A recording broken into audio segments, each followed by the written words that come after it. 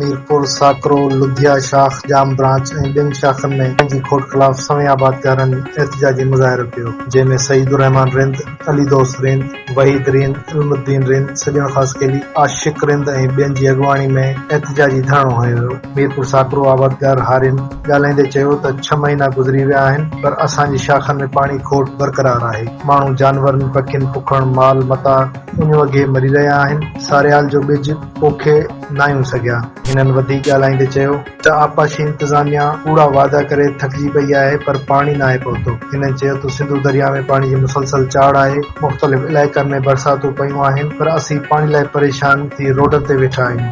आबादकारनि ऐं हारिन चयो त असां वॾे वज़ीर मुराद अली शाह, सूबाई वज़ीर अली हसन ज़रदारी खां मुतालबो करियूं था त लुधिया शाख, मलकवा शाख, जाम ब्रांच शाख में पाणी ॾिनो वञे।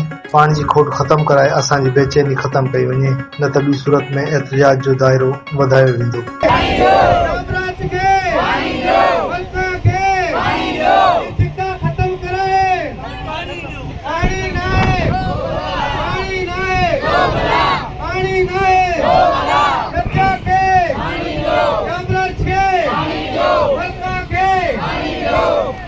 चक्कर वेठा आहियूं पर किथे पासी वञूं त असांखे केरु बि का कूक नथो ॿुधे। हे खारियूं नालियूं मिठी थी वञनि, असांजी नाली सुकी पई, असीं पीअण लाइ